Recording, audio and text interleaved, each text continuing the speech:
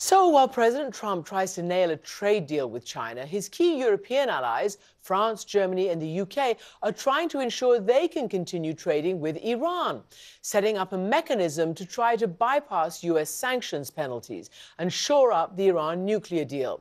And this week, his own intelligence community contradicted several of the president's key foreign policy beliefs on Iran and North Korea. For instance, the president has just said he disagrees with them and that, quote, time will prove him right.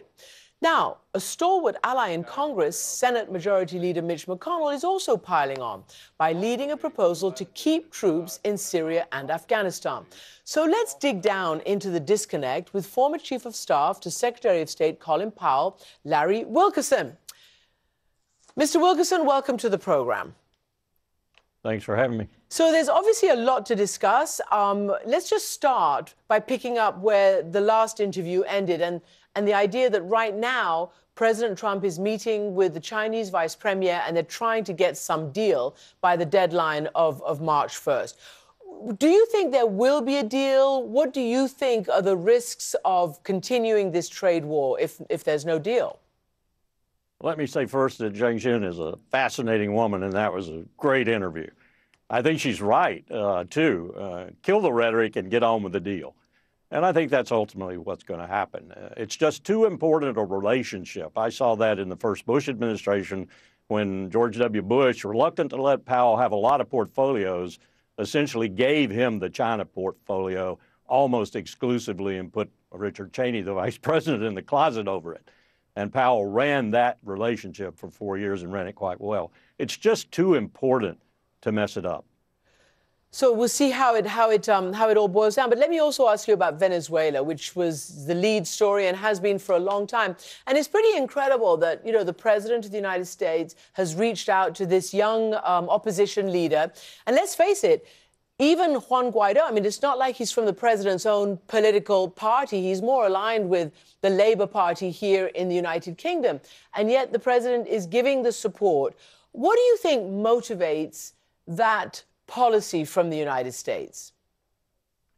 I think it's the age-old, it's nothing new with Trump. It's the age-old El Coloso del Norte, the giant of the North, view of Latin America and its prerogatives in Latin America. They haven't changed for 150 years, particularly the last 70 years. So I'm very concerned, and the person behind Juan Guaido is Leopoldo Lopez, and those who represent the interest in Venezuela, despite their party affiliations and names, of those whom we throughout the years have most supported, the 5% of the most wealthy people in Venezuela.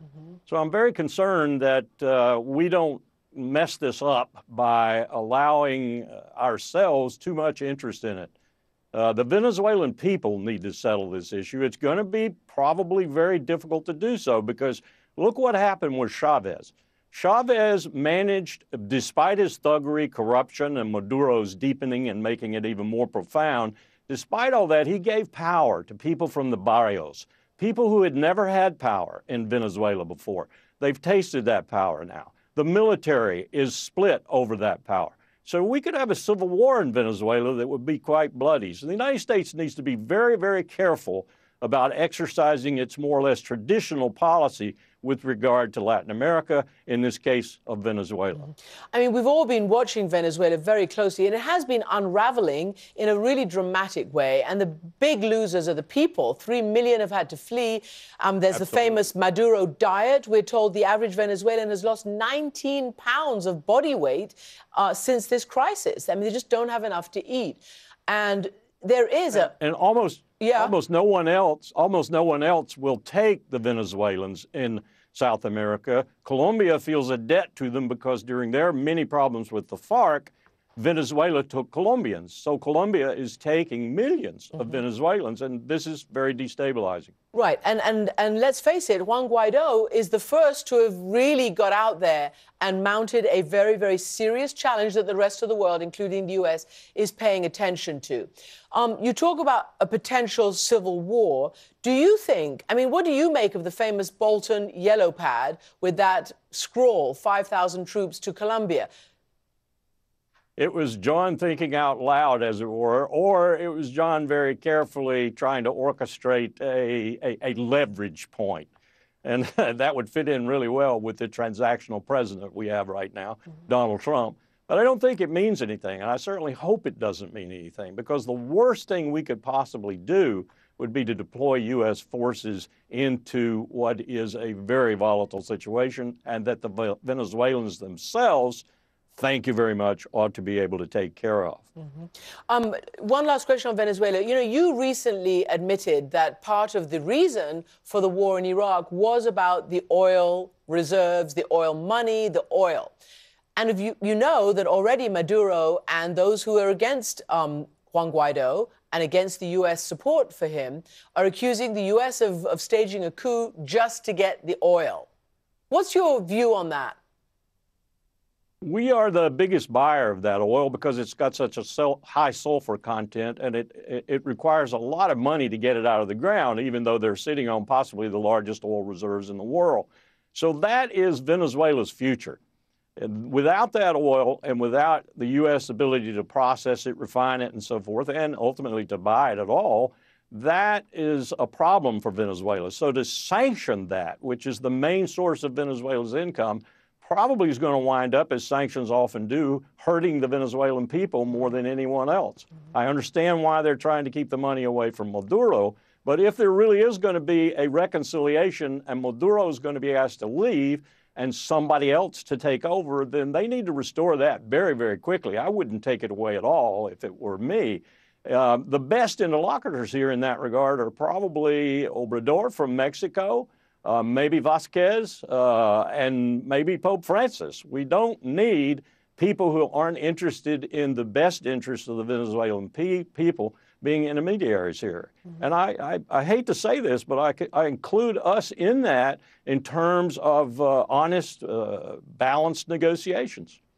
Well, it looks like Juan Guaido is looking most definitely for support from the United States and hoping that it will be an honest broker. In any event, let's just move on, because there also does seem to be a bit of a row between President Trump and his intelligence community again.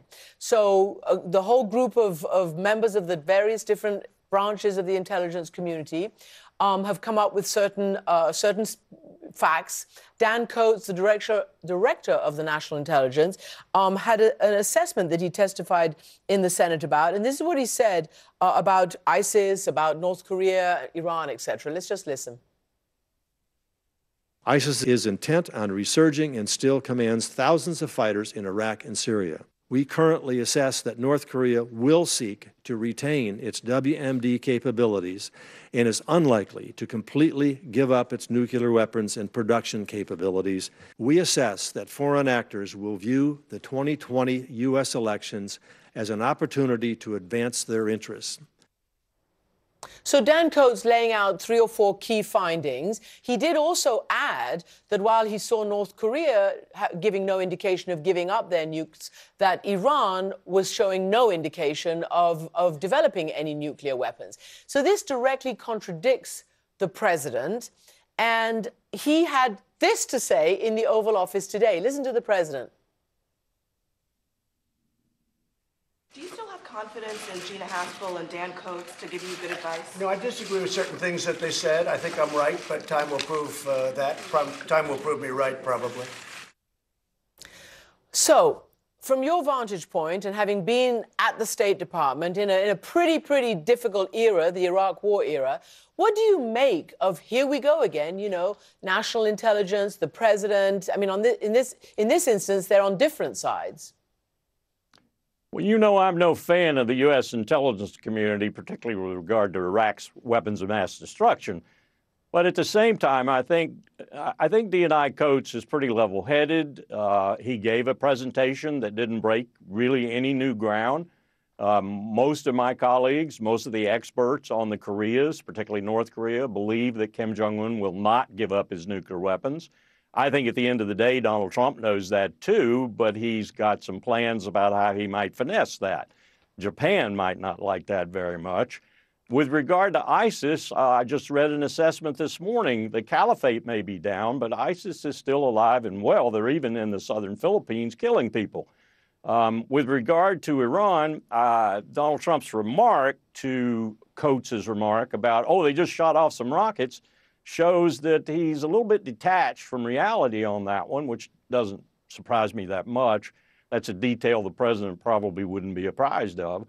The reason the Iranians are shooting rockets off is basically because that's their principal form of military defense, because we have sold billions, tens of billions of dollars worth of weaponry to Saudi Arabia, their principal enemy across the strait. So that's very understandable, and it really has nothing to do with their nuclear program, which the intelligence community even agreed in the last part of the Bush administration they were not trying to do. They had once wanted to develop a nuclear weapon. They made a decision sometime around the 2000s or mid-2000s that they weren't going to go for a nuclear weapon for cost reasons, for international relations reasons, and so forth.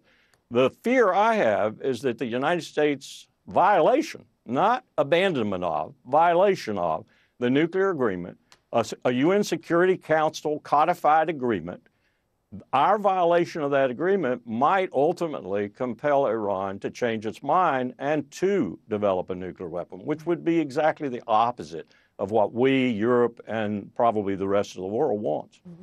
So you would support then the Europeans taking any means necessary to try to keep this deal in place. For instance, they have now come up with some kind of mechanism that will, finesse payments for Iran's oil and other things, I suppose, as enshrined in that UN-encoded nuclear deal, to avoid U.S. sanctions and punitive measures. You would support that? Actually, this special vehicle, as I understand it, and I read Federico Mogherini and others' comments on it this morning, this special vehicle is mostly for humanitarian and aid and food. So I'm all for that we are enforcing our banking sanctions to the extent that we're hurting humanitarian assistance and food from getting to the Iranian people simply is nonsense. It makes no sense. It's too brutal. So I'm for it in that sense. Here's where I'm alarmed, Christian. I think this is the beginning of Europe's developing an identity, a self-identity, if you will, that does not include in a major way, as it has for the past half century since World War II, the United States. And I think President Trump's remarks about NATO, his remarks about people not pulling their weight and so forth, while they had some validity, they were so undiplomatic. And then this comes along, a violation of this agreement that was agreed to by all the countries involved. That is beginning to make the rest of the world think the United States is not quite as trustworthy as it used to be. And sanctions add to that in a sense that makes them want to do something about our ability to be so effective with sanctions, which means eventually an attack on our currency. That's really going to be dangerous for us. So let me ask you whether you were surprised to see as we described, stalwart ally of the president's, the Senate Majority Mitch McConnell, also sort of, piling on, supporting the foreign policy establishment, basically, disapproving of the president saying he's going to withdraw U.S. troops from Syria and Afghanistan. This is what McConnell said just yesterday. So what we must remember, Mr. President, is how hard-won these gains have been. Our response to this progress must not be to take our foot off the gas pedal, but rather to keep up those strategies that are clearly working. Our partnership with Iraqi security forces and the Syrian Democratic Forces have stripped ISIS of much territory in those two nations. But we've not yet defeated ISIS. We have not yet defeated al-Qaeda in Afghanistan. So, I mean, he's making those facts clear, but clearly President Trump has a base that would like to see these troops come home. I mean, the polls are very, very clear on that. So how does the president sort of straddle that popular belief versus what it seems the foreign policy establishment is worried about now? Well, I'm glad the Senate Majority Leader finally found a voice. However, I don't necessarily agree with much of what he said. I happen to be a fan of President Trump's desire to get the U.S. forces on the ground out of Syria. There are only 2,000 some odd forces there. There are over 4 million men and women under arms in professional militaries from Iraq to Egypt to Syria to Saudi Arabia. There are plenty of people to handle the remnants of ISIS, and if they can't, then I'm not sure the American taxpayer ought to be forking over dollars to help them any longer. So it's not a real tragedy that we're bringing some 2,000 troops home. The air power will still be there. We have the largest Air Force base in the world in Qatar. So there'll be plenty of U.S. power there. The idea that we're pulling out is simply nonsense. Mitch McConnell doesn't know the force laydown very well. So I'm a fan of his bringing some of these troops home. That said, I'm not a fan of how discordant, disconcerted, and disorganized our Middle East policy is in general. I really would like to see that gotten together and a chapeau put over it so we knew what the heck we're trying to do in the Middle East. I think the American people deserve that. Well, I mean, you obviously speak from experience because you were in an administration that thought it knew what to do in the Middle East and clearly didn't. And, you know, we witnessed the principal ministers, secretaries around President Bush basically be in lockstep about the war with Iraq. So having said that, I want to know your views now of the president having a whole number of very important positions filled by people who agree with him, people who are more inclined to agree with his, you know, his ideas on the Middle East and elsewhere, whether it's Pompeo and Bolton, who've replaced Mattis, McMaster, and the others. What are you concerned about that? Do you think there's enough sort of different DNA in the room when the president is forced to make decisions? You make a good point. By and large, you want a team that's trusted, that can work together collegially. Like, for example, I saw with H.W. Bush and Brent Scowcroft and Jim Baker and so forth. You want a team that can get things done for you. But at the same time, you want people like Jim Baker and Brent Scowcroft who'll tell you when you got no clothes on. Who'll tell you when you're making a mistake in their view and so forth. I think you're right that Donald Trump has reduced his administration to a group of sycophants and people who think the way he does, with the possible exception of the National Security Advisor, whom I know quite well, and who might be dangerous in that regard because he sees the president's inattention to detail as developing profound gaps into which he can wade and cause things to happen. And at the end of the day, I'm alarmed over what Gideon Levy has said a number of times in Haaretz and elsewhere, and that is that U.S. Middle East policy is not made in Washington, it's made in Tel Aviv, now Jerusalem.